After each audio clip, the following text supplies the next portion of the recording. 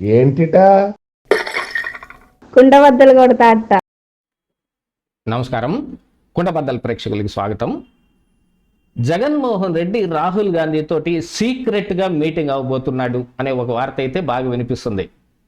తల్లి కాంగ్రెస్తో పిల్ల కాంగ్రెస్ కలిసిపోయే అవకాశాలు మెండుగా కనపడుతున్నాయి అనేది ఈ ప్రచారం యొక్క వాదన. ఇది ఒక 10 రోజుల్లో ఖచ్చితంగా దీని తాలూకు అవుట్కమ్ కనపడే అవకాశాలు ఉన్నాయి అనేది కూడా విశ్లేషకులు చాలా పెద్ద ఎత్తున విశ్లేషిస్తూ ఉన్నారు దీని గురించి. నిజంగానే జగన్మోహన్ రెడ్డి రాహుల్ గాంధీతో సీక్రెట్గా మీటింగ్ అవుతాడా? దీని వెనుకున్న అసలు కారణాలు ఏమిటి? మరి ఇలా కాంగ్రెస్ పార్టీ తోటి మీటింగ్ అవుతా ఉంటేనో జగన్మోహన్ రెడ్డిని బీజేపీ చూస్తా ఊరుకుంటుందా అనంటే, చూస్తా ఊరుకోకపోయినా చేయగలిగేది ఏమి ఉంది అనేది ఇక్కడ జగన్మోహన్ రెడ్డికి ఒక రకంగా కనపడుతుంది. ఎందుకంటే లిక్కర్ స్కామ్లో ఆల్రెడీ ఈడీ ఎంట్రీ అవటం, మళ్ళీ అరెస్టుల పర్వం మొదలవటం, ఈడీ మళ్ళీ అరెస్టులు చేస్తూ జగన్మోహన్ రెడ్డి దాకా వచ్చే ప్రయత్నాలు చేయటం ఎందుకని జరుగుతుంది అంటే, ఇది ఆల్రెడీ ఈ సీక్రెట్ మీటింగ్ గురించి బీజేపీకి తెలుసు కాబట్టే ఈ ప్రయత్నం జరుగుతుంది, ఈడీ ఇంత ముమ్మరంగా పనిచేస్తుంది అని వాదించే వాళ్ళు కూడా ఉన్నారు. ఒకవైపున మమతా బెనర్జీ టీఎంసీని తీసుకెళ్లి కాంగ్రెస్లో విలీనం చేయటానికి సోనియా గాంధీతో కూడా ఒక మాటలు జరుగుతుంటే, ఇప్పుడేంటి ఈ secret meeting? Jaganmohan Reddy Rahul Gandhi secret meeting outcome ఏమిటి?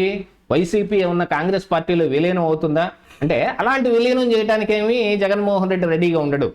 కాకపోతే మరి పశ్చిమ బెంగాల్లో మమతా బెనర్జీకి ఉన్న పరిస్థితులు కానీ, ఆంధ్రప్రదేశ్ రాష్ట్రంలో జగన్మోహన్ రెడ్డికి ఉన్న పరిస్థితులు కానీ వేరువేరుగా ఉన్నాయి. జగన్మోహన్ రెడ్డి మరి బీజేపీ తోటి ఎంత దగ్గరగా ఉంటున్నాడో ఇప్పుడు కాంగ్రెస్తో కూడా అంతే దగ్గరగా ఉంటున్నాడు. అది డీకే శివకుమార్ ద్వారా సుస్పష్టంగా కనపడతా ఉంది. కాంగ్రెస్ పార్టీ ఆంధ్రప్రదేశ్ రాష్ట్రంలో షర్మిలను కాంగ్రెస్ పార్టీ అధినేత్రిగా చేసినప్పటికీ రాజ్యసభ సీటు కూడా కనీసం ఇవ్వలేని పరిస్థితులు ఉన్నాయంటే దానికి అడ్డం పడింది జగన్మోహన్ రెడ్డి అనేది కూడా ఒక వాదన వినపడుతుంది. మరి తాను ఎమ్మెల్యేగా మిగిలిపోతే ఆవిడ రాజ్యసభ ఎంపీ అయితే మరి జగన్మోహన్ రెడ్డికి ఎలా చూస్తూ ఊరుకుంటాడు? అందుకని అది కానీయకుండా చేసే ప్రయత్నాలు జగన్మోహన్ రెడ్డి కూడా చేశాడు. దానికి ప్రతిగా డీకే శివకుమార్ కూడా ఇప్పుడు కాంగ్రెస్ యొక్క భావన ఏమిటంటే, సౌత్ ఇండియాలో కాంగ్రెస్ బలంగా ఉంది, ఒక్క ఆంధ్రప్రదేశ్ రాష్ట్రంలో తప్ప. దీన్ని కూడా ఎలాగోలా బలోపేతం చేస్తే సౌత్ ఇండియాలో ఉన్న 130 సీట్లని మనం హస్తగతం చేసుకునే అవకాశాలు మెండుగుంటాయి. కనీసం మొత్తానికి 130కి 130 రాకపోయినా 100 సీట్లు కైవసం చేసుకునే అవకాశాలు ఉన్నాయి అనేది ఇప్పుడు కాంగ్రెస్ పార్టీ భావిస్తోంది.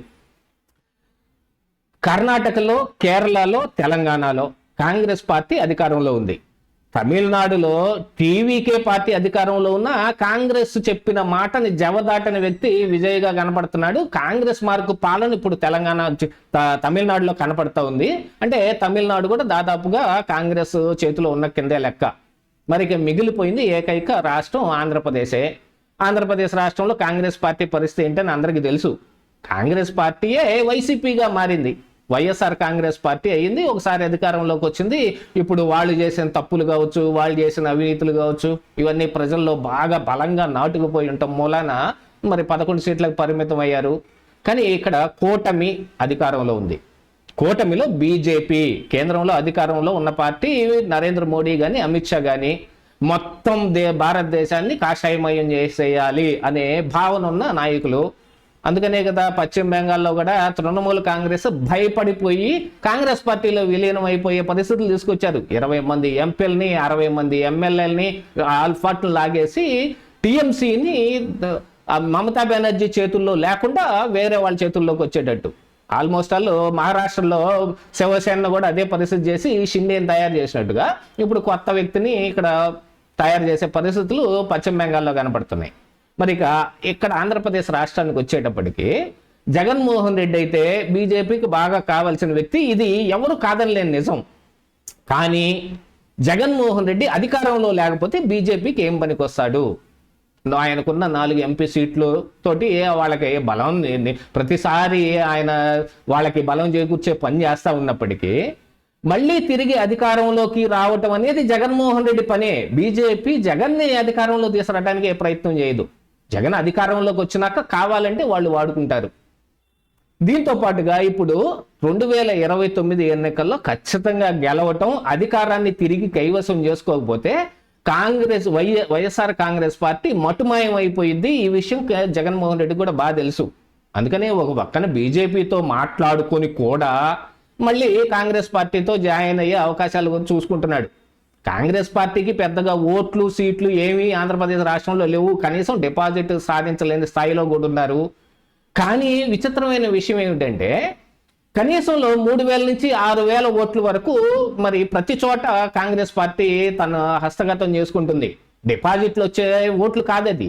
మరి ఇది వైసీపీకి ఉపయోగపడితే ఎక్కడైనా మార్జిన్స్ లో గెలిచే అవకాశం ఉంటుంది కదా. 2,000 ఓట్లతోటి ఓడిపోయాడు, 3,000 ఓట్లతోటి ఓడిపోయాడు అనుకున్నవే ఇప్పట్లోనే ఈ 2024 ఎన్నికల్లోనే చాలా ఉన్నాయి. మరి అలాంటిది కాంగ్రెస్ పార్టీ బలం తోడైతే 1 ఓటుతోనో 200 ఓట్లతోనో గెలిచే అవకాశం ఉంటుంది కదా అనేది కూడా ఒక పక్కన చూసుకుంటానే ఉన్నారు.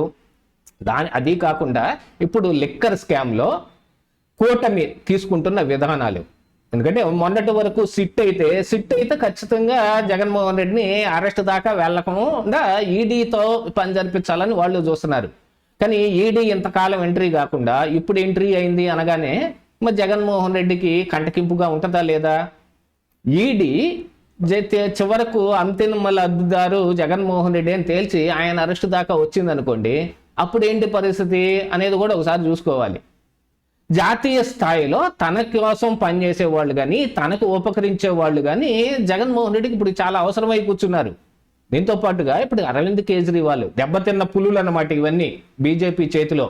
మమతా బెనర్జీ కావచ్చు, అరవింద్ కేజ్రీవాల్ కావచ్చు, వీళ్ళందరూ మరొక పక్కన ప్రశాంత్ కిషోర్ స్ట్రాటజీలు, వీళ్ళందరూ కొత్తగా ఇప్పుడు సిజేపీ అని ఒకదాన్ని తయారు చేసుకొచ్చారు జంజీ మొత్తాన్ని హస్తగతం చేసుకోవటానికి.